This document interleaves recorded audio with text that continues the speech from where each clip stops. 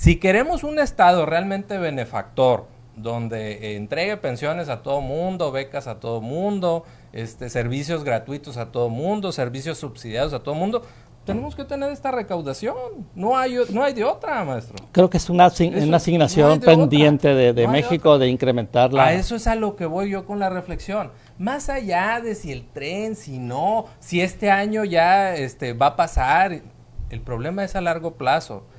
Hay compromisos muy fuertes de la presidenta en materia de pensiones, en materia de obras, que van a exigir mucha más presión sobre las finanzas públicas y no se está viendo de dónde.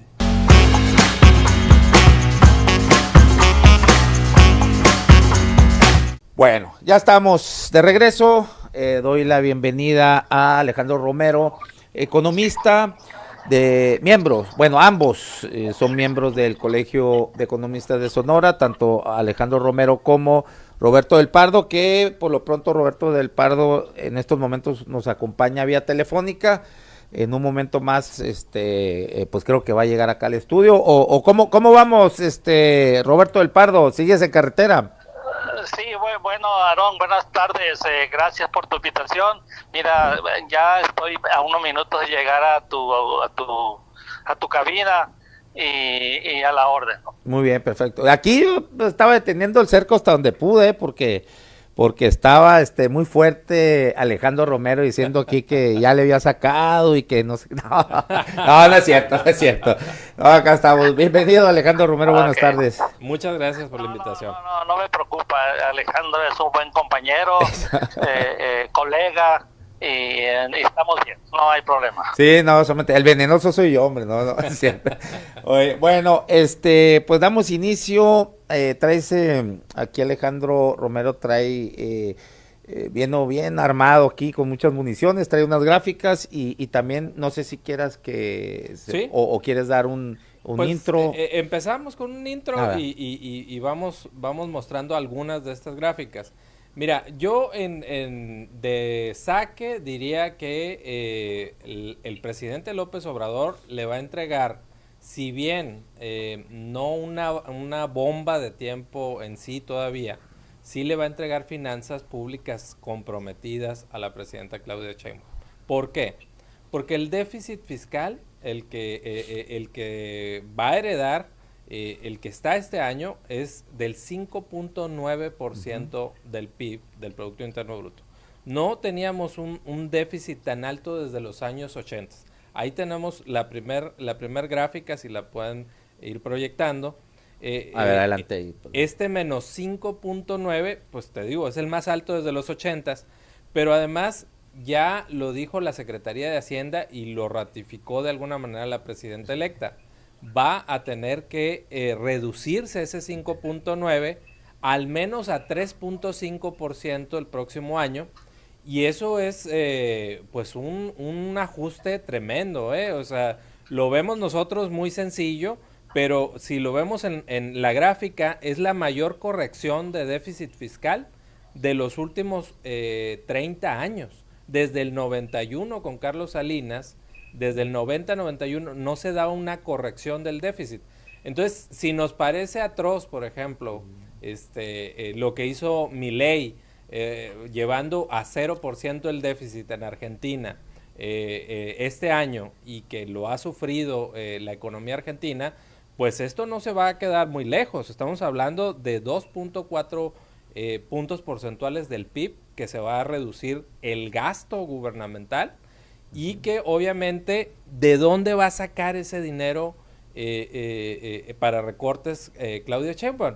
Pues obviamente hay irreductibles, o sea, no puedes, por ejemplo, recortar las participaciones a estados y municipios. No creo que quiera ser esa la señal de inicio de Claudia Sheinbaum. No creo que ahora quiera... aquí, una pausa aquí para que también el público entienda, acuérdate que no todos somos economistas, sí. Cuando hablan del déficit, bueno, yo lo entiendo, ¿no? Esa parte, pero para que nos entiendan, ¿a qué se refiere? Puedo aportarle. Ajá. Venga, Roberto. Bien, mire, sí, precisamente yo creo que primero hay que explicar brevemente y muy didácticamente qué es el déficit del presupuesto. El déficit del presupuesto es la diferencia entre los ingresos que tiene el Estado, ingresos financieros, y los gastos programados para un año fiscal. Por ejemplo, para para lo que está comentando el compañero y colega Alejandro, lo está comentando que está ocurriendo en este año 2024. Y esa diferencia se mide, bueno, hay una diferencia manifiesta en cantidades absolutas de millones de pesos, pero una manera usual de medir esa diferencia es compararla con el Producto Interno Bruto. Es correcto lo que dice Alejandro, que en este año 2024 el déficit, es decir, la diferencia de ingresos respecto a gastos, hay un déficit, y el déficit es cuando los ingresos son menores que los gastos. O sea, es deuda. Y el superávit es cuando los ingresos superan a los gastos. Pero lamentablemente en las economías usualmente ocurre que siempre se presenta un déficit, y el déficit al medirse comparado con el PIB están siempre alrededor del 3-4% en la mayoría de las economías. Por ejemplo, yo te puedo decir, el déficit de China para este año más o menos está alrededor del 7%. En nosotros, China, como bien lo dijo Alejandro, estamos en el 5.9. Por ejemplo, China, la India lo tiene en el 9% más o menos el déficit. Colombia, por ejemplo, lo tiene en el 6%, Japón lo tiene en el 6%. Entonces, Brasil nada lo más mismo, para que ¿no? haya una referencia nacional.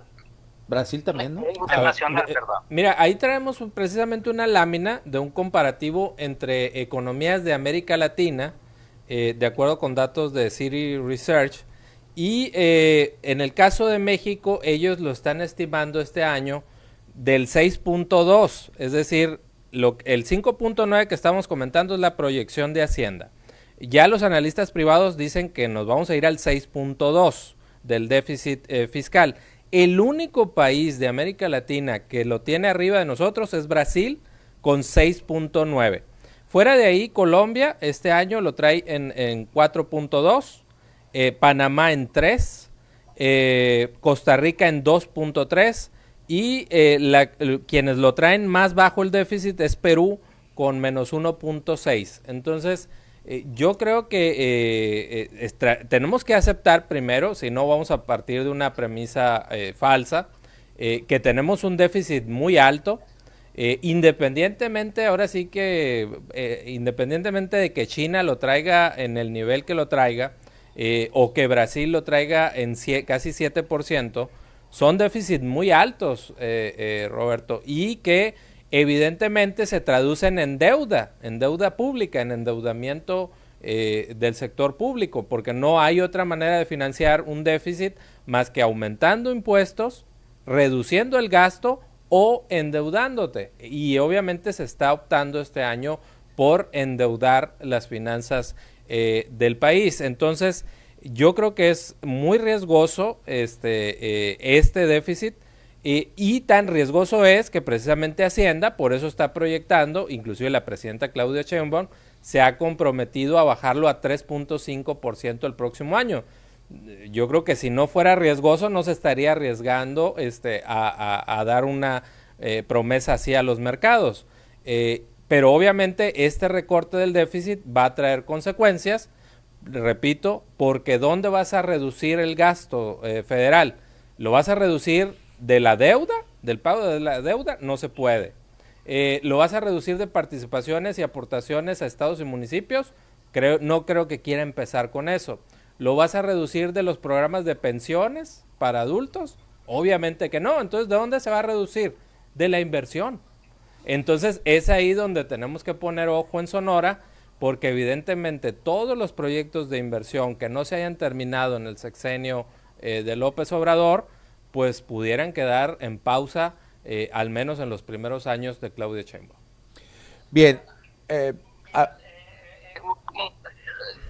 Aarón, en relación a lo que se refiere Alejandro, que en muchos aspectos coincido, sobre todo que el auditorio tiene que comprender que cuando hay un déficit del presupuesto fiscal para un año, efectivamente ese déficit debe de cubrirse de alguna parte, ¿no? Y las tres opciones que se tienen exactamente son las que se refiere Alejandro. Y efectivamente en este año fiscal 2024, se ha optado por incrementar las emisiones de bonos. Es decir, son deuda a particulares interna, no se está recurriendo a instituciones financieras internacionales para cubrir ese gasto. Entonces son compromisos financieros que se tienen a corto plazo. Bien, a ver, hay un comentario aquí interesante que es de un economista también, que es de Jesús Octavio Enríquez. Él es catedrático aquí en la escuela en la Universidad de Sonora, en la Escuela de Economía. Dice, el déficit de este año es temporal y será destinado a la conclusión de obras y proyectos prioritarios. Al término del ejercicio podrá ser subsanado, dice. Ahora, voy aunado a este comentario, lo que, bueno, yo he podido, y que es mi interpretación, ya ustedes me dirán los que son los expertos, en el análisis, los análisis diversos que he estado ahí estudiando, hablan de que, bueno, efectivamente se va a entregar entre el 5.5 y 6% de déficit. Bueno, ahorita según la gráfica que nos enseñabas, Alejandro, 6.2. Es un déficit similar, como ya vimos, al de Brasil. Y dicen que con que no es tan riesgoso, que en sí hay demasiado escándalo de los analistas, bueno, de algunos analistas, en cuanto a que lo que se proyecta es que incluso con el mismo crecimiento económico, que pues no es tampoco para echar las campanas al vuelo, se mantendría así. Si el mismo crecimiento económico se mantiene con Claudio Sheinbaum, pues se va a mantener también el mismo déficit, que no va a ser tan grave como dicen. Incluso que si ese déficit se invierte en obras de infraestructuras de hídricas, de energía, de electricidad, incluso de logística, o sea, infraestructura carretera, fácilmente se va a poder subsanar ese déficit. No sé qué opines sobre esto. El problema es que el tren del gasto está corriendo a una velocidad muy alta. Ese es el problema que yo le veo. ¿A qué me refiero con una velocidad muy alta en el tren? Lo que sucede es que está proyectado que en el próximo año, por ejemplo, las pensiones empiecen para las mujeres a partir de los 60 años. Eso claro que es muy aplaudible, claro que mucha gente dirá, pues es justo, va a ayudar a la equidad de género, pero eso se traduce en más gasto para el gobierno federal.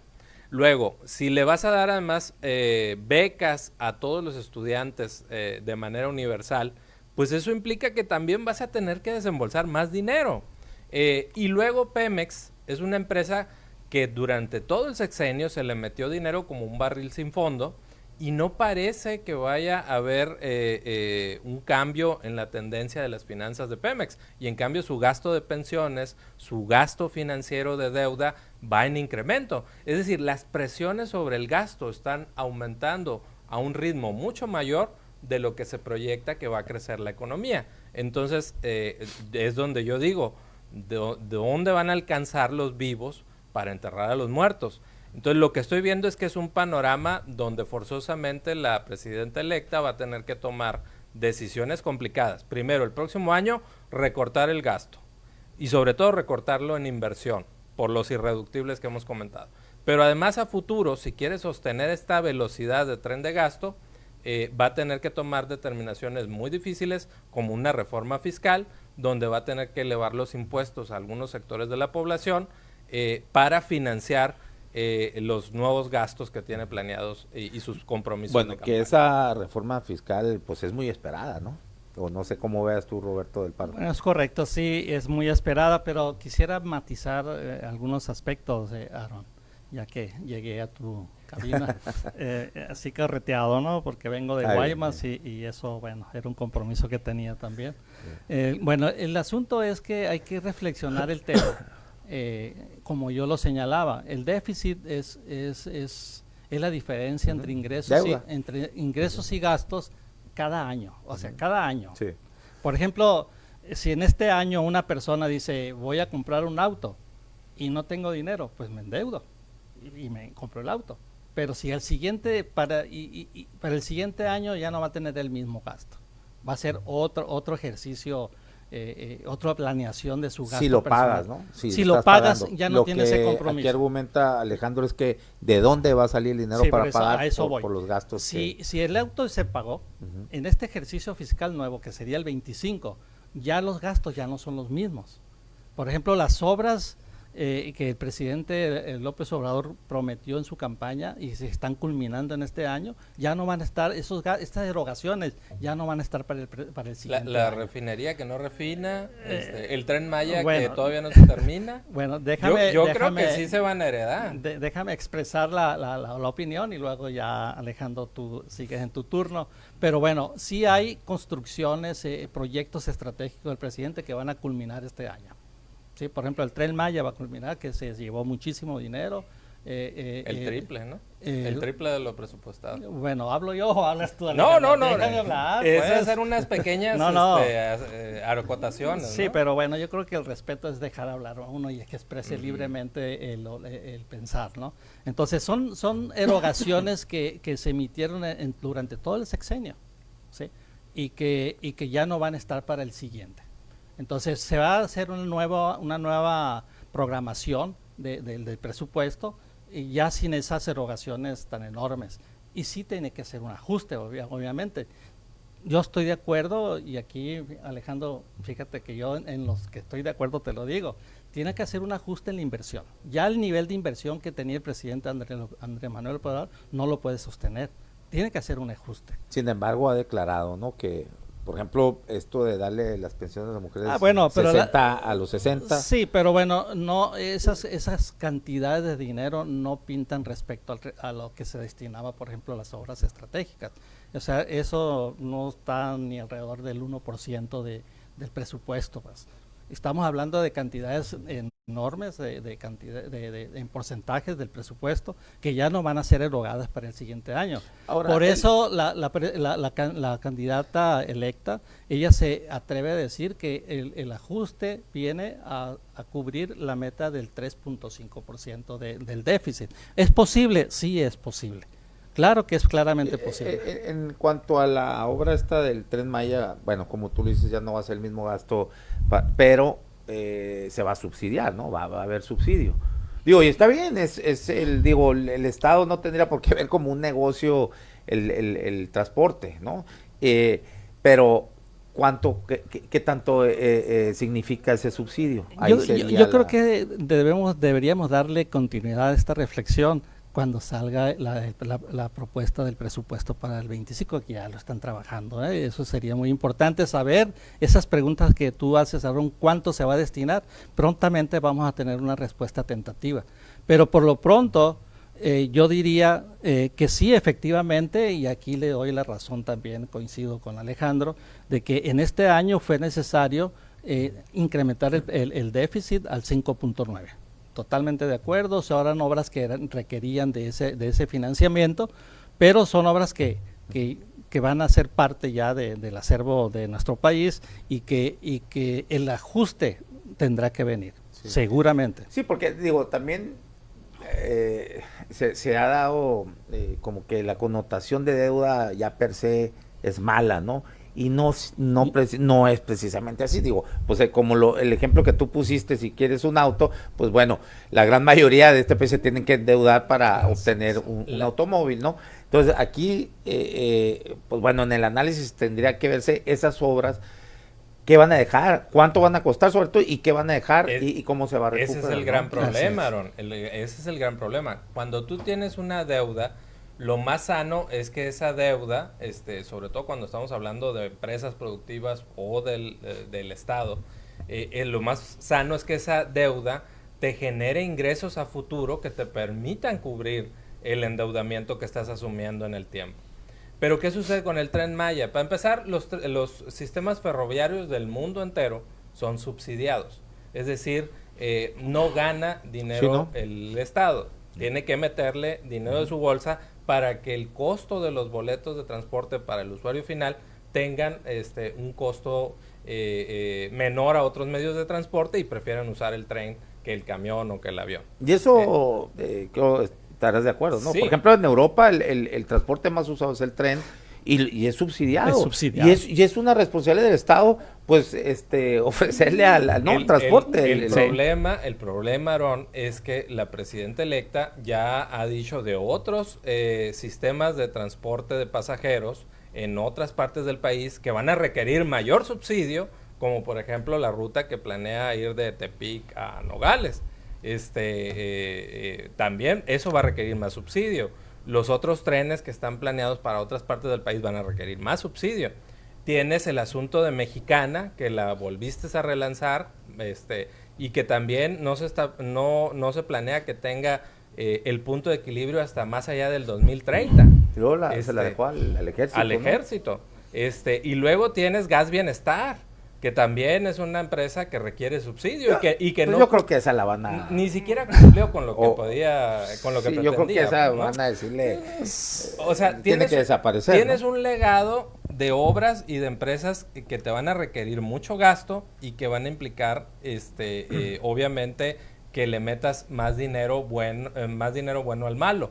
Entonces, yo desde ese punto de vista te digo, veo mucha presión a futuro para las finanzas públicas en México y no veo de dónde van a salir los recursos para financiar esos déficits. Entonces, yo creo que el problema va a ser convencer a los inversionistas internacionales y eso es lo importante, no vivimos en una isla.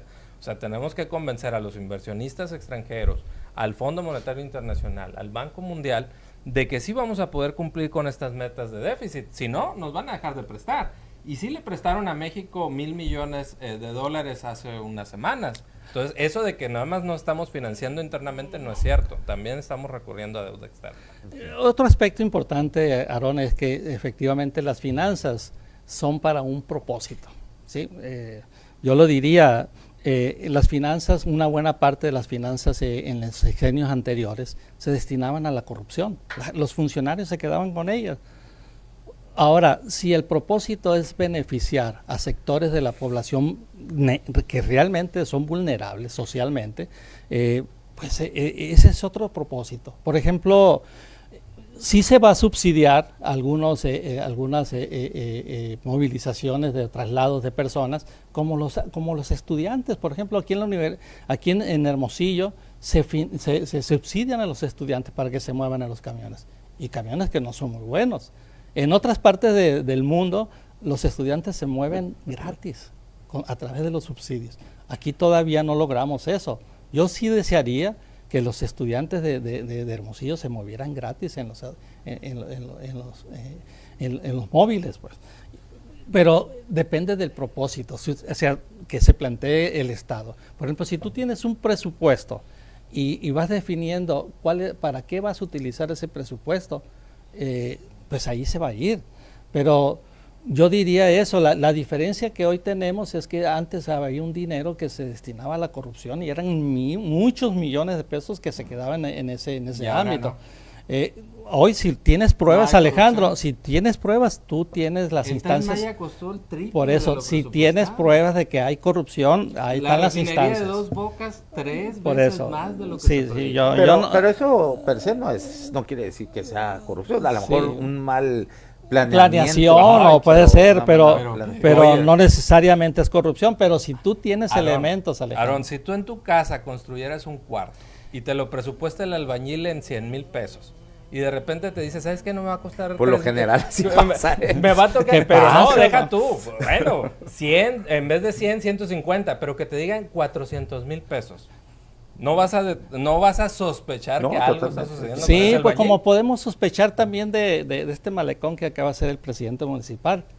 ¿Cuánto le costó? 40 millones. Dicen que, bueno, pero ve la obra, y dices tú, ahí se van 40 millones. gente no. está encantada No, con sí está Malecón. encantada, y yo también, a mí me gente gusta, está encantada con pero hay que aclarar cuánto costó realmente.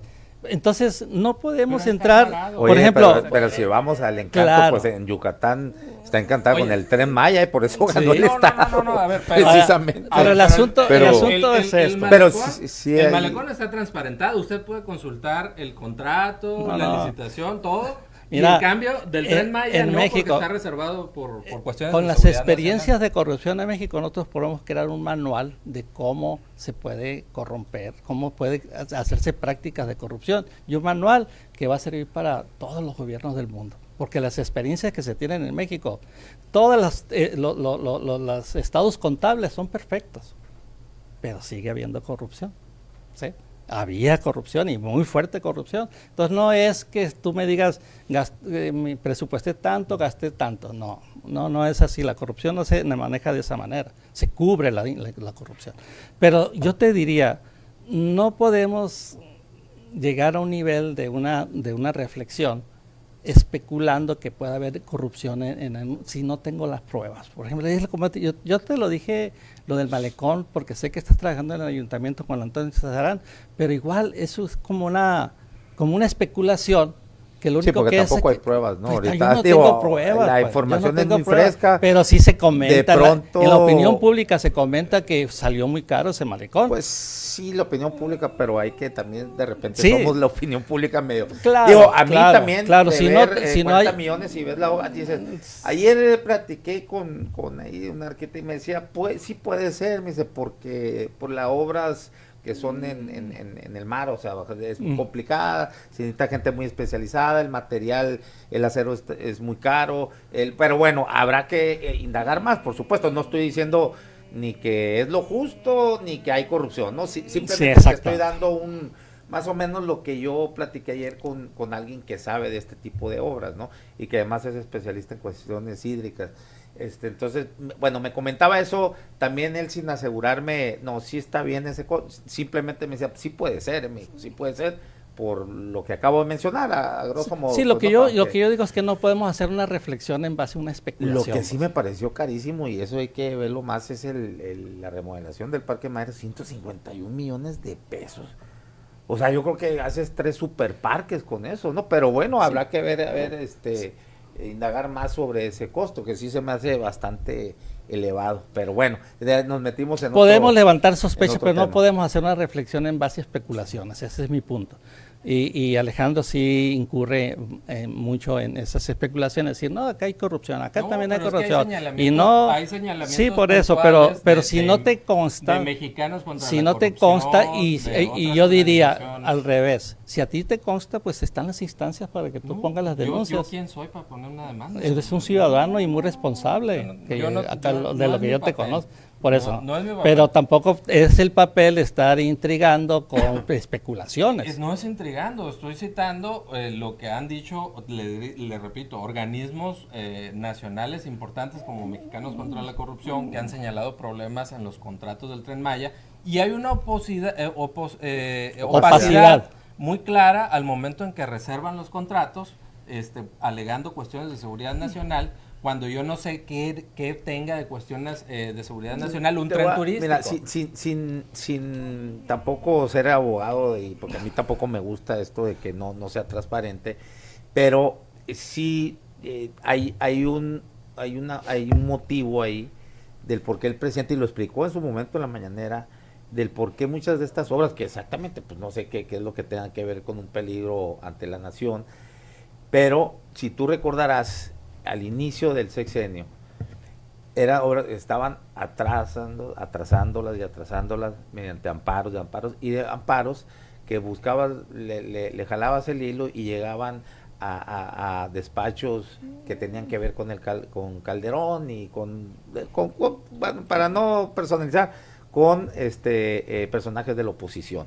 Entonces, bueno, van a estarme jodiendo así y hacerme, o sea, que me retrasen las obras y con, no sé, una intención a lo mejor de que no las termine, bueno, pues las voy a reservar, ¿no? Le voy a incentivar de seguridad nacional. No estoy justificando plenamente, estoy hablando de un motivo donde también de la otra parte, pues también tiene que ver esa cuestión de estar jode, no dejar de tratar de dinamitar obras prioritarias de un gobierno, pues no, llámese de la 4T o la que sea. Hay un motivo ahí, pues no, insisto, lo quiero recalcar, no lo estoy justificando plenamente, a mí tampoco me gusta que haya este tipo de opacidad, que uno no pueda saber cómo y en qué se está gastando el recurso público, eso sí me parece que no es conveniente, pues no, pero pues tampoco la otra parte es lo más conveniente, ¿no? Yo también, eso nomás, ahí nomás al pie de la letra. Sí, yo también comparto comentario. que las finanzas, los destinos de las finanzas, los usos de los dineros deben de transparentarse.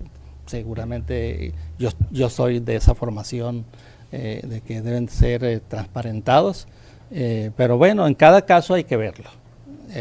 Y yo regresaría al tema del presupuesto. Creo que no hay por qué alarmarnos para el próximo año en el término del ejercicio fiscal para 2025. Las finanzas se van a replantear, Alejandro, no van a ser en la misma dinámica que he tenido en estos años. Claudia Sheinbaum lo ha dicho claramente, vamos a hacer una reestructuración, un ajuste, vamos a disminuir el déficit, bajarlo a 3.5. Eso está planteado.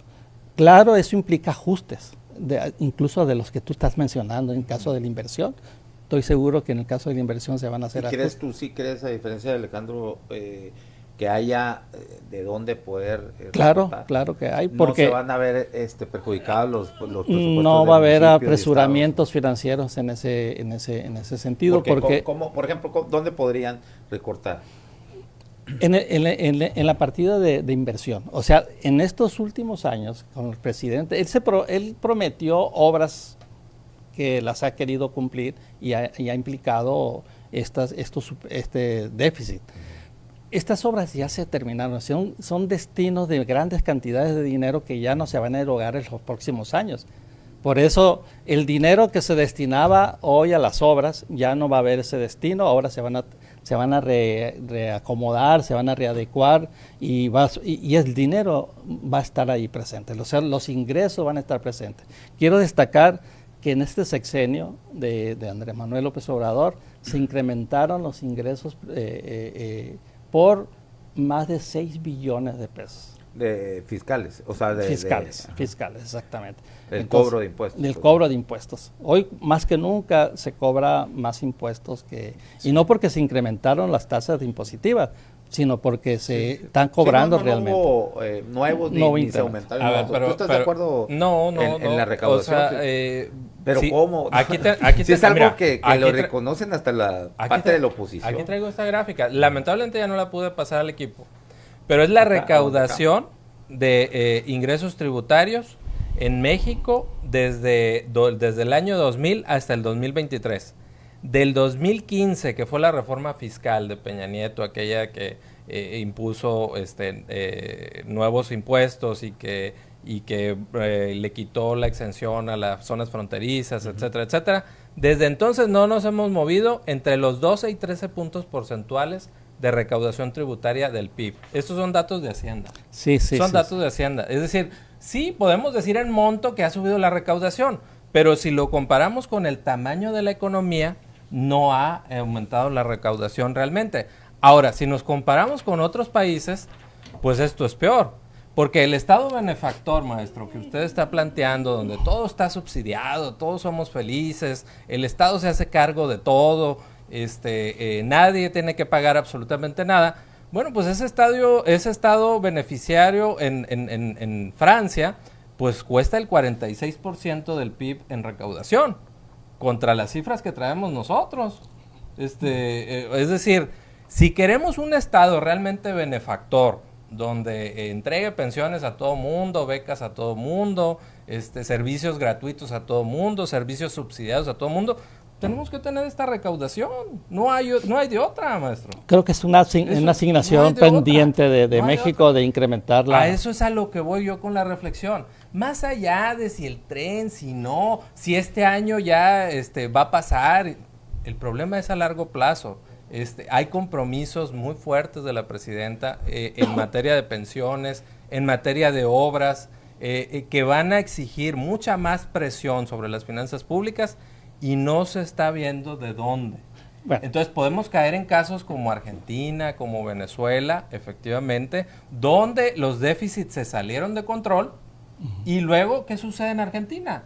Llega un populista de derecha a cubrir lo que hicieron populistas de izquierda. Entonces, ¿queremos eso para México? Yo creo que no. Bueno, otra vez.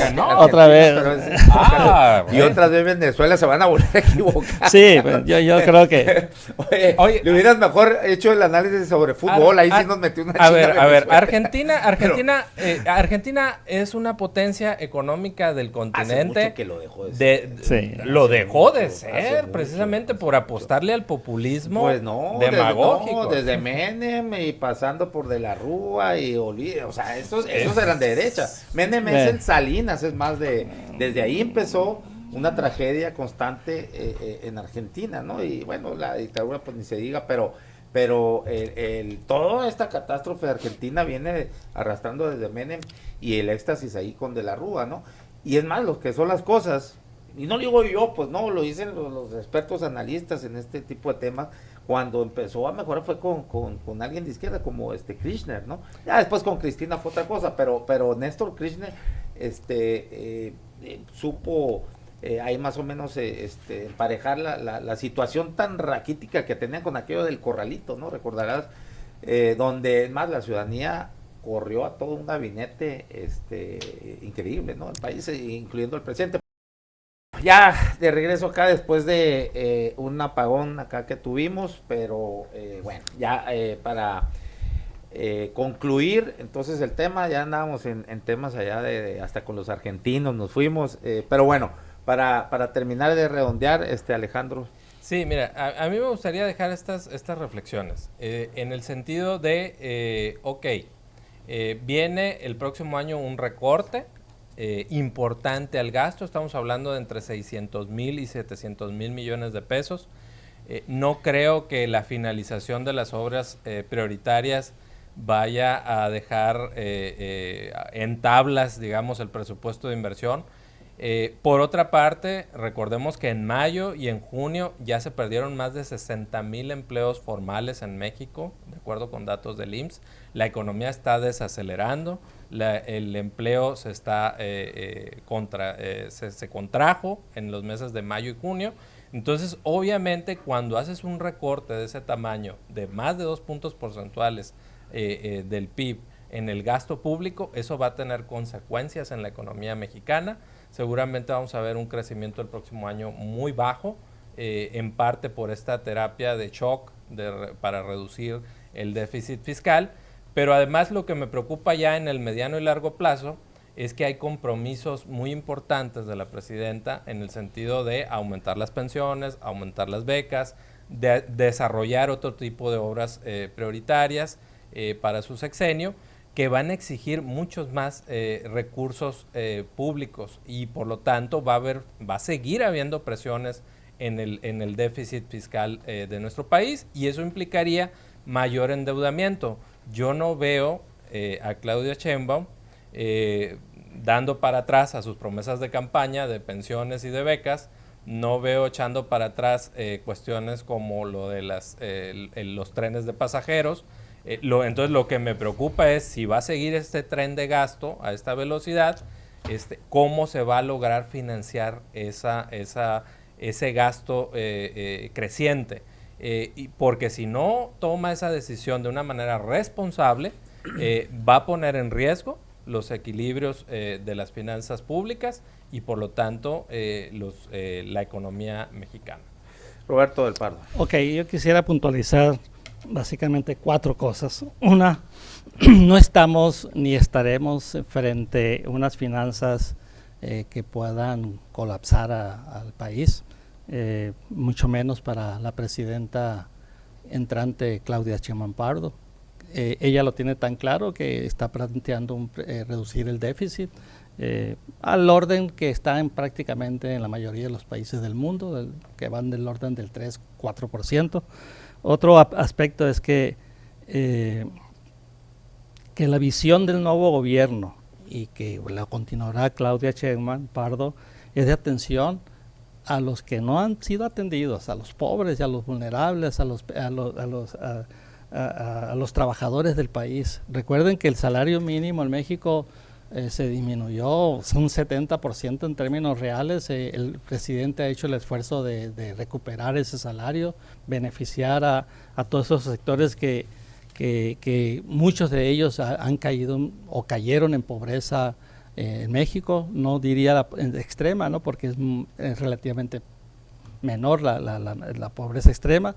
Ha disminuido la pobreza en México en más de 5 millones de mexicanos, y falta todavía la evaluación de estos 2 últimos años, porque la evaluación fue del 20 al 22. Ahora falta la evaluación del 22-24, donde seguramente, y no quiero adelantarme porque no me gusta trabajar o hacer reflexiones con especulaciones, podríamos esperar que la disminución de la pobreza sea mayor.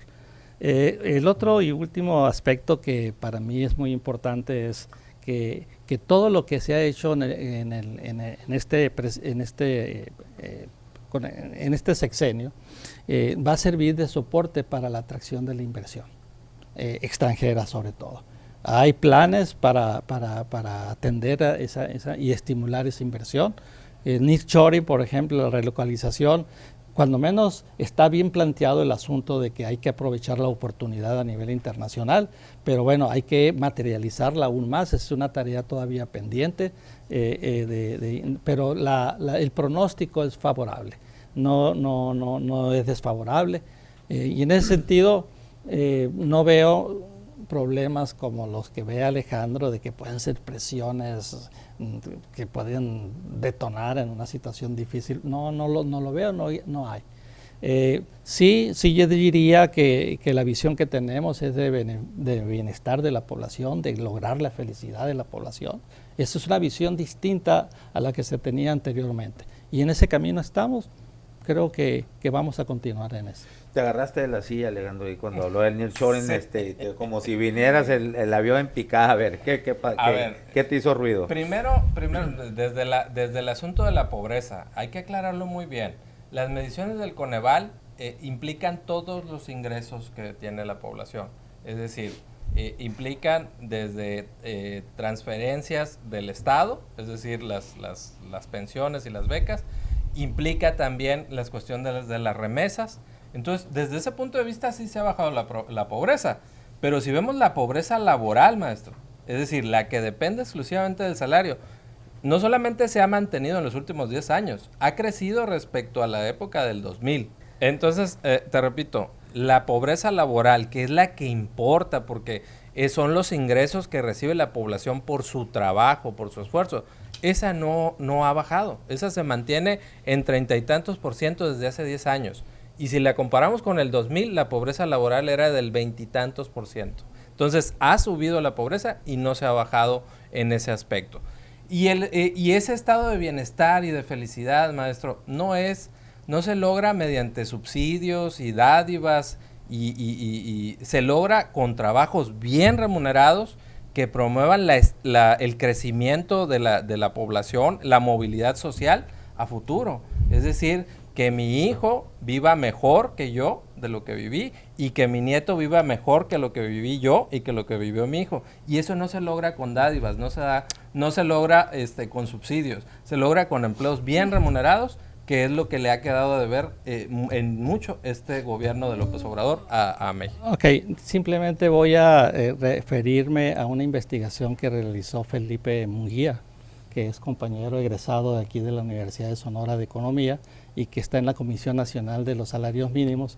Él nos presentó un documento muy serio de que de los más de 5 millones de pobres, fíjense, que salieron de la pobreza, 5 millones están asociados a el incremento del salario mínimo. En ese sentido va lo que tú señalas de que sí se necesita, y yo estoy de acuerdo, de empleos bien remunerados. Pero durante 36 años el salario era 60, 80, subía un peso, 2 pesos al año.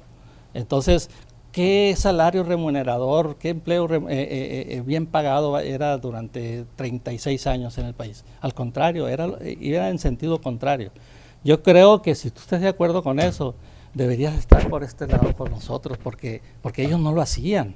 Nosotros lo estamos haciendo, el presidente lo está haciendo, de lograr empleos bien remunerados. Entonces, no sé dónde está entonces el punto de discusión, si realmente estamos de acuerdo en que hay que tener empleos remunerados, que estoy de acuerdo, pero también estoy de acuerdo con los apoyos a los sectores vulnerables. En todos los países del mundo. Estamos de acuerdo. Claro. Estamos de acuerdo. La cosa es cómo se financia y la cosa es que el punto de discusión es la pobreza laboral en México no se ha reducido durante la actual administración. Bueno. Ahí están los datos del Coneval, misma fuente. Yo también diferente enfoque. Yo te hago referencia a esa investigación seria también de la Comisión Nacional, del director de la Comisión Nacional de Salario Mínimo.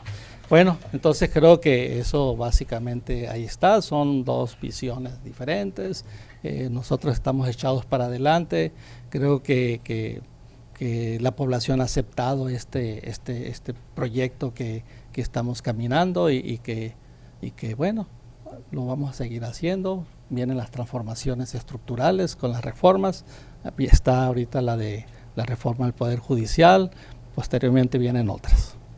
Bueno, ¿algo más que desees agregar, Alejandro? ¿No? Sí. Bueno, muchas gracias. Ya nos vemos acá despuesito de las vacaciones y pues para seguirle cada 15 días acá con la mesa, temas muy interesantes y que bueno, pocos ciudadanos de a pie pues entendemos bien. Dicen que algunos dicen, como dice el colega Juan Carlos Zúñiga, ¿no?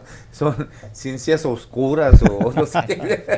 Pero bueno, no, tienes que tener maestría de ciencias ocultas, dice, para entenderle la economía. Pero bueno, aquí nos los están bajando a peras y manzanas y bueno, se los agradezco. Okay. Y bueno, vamos a estar en contacto entonces.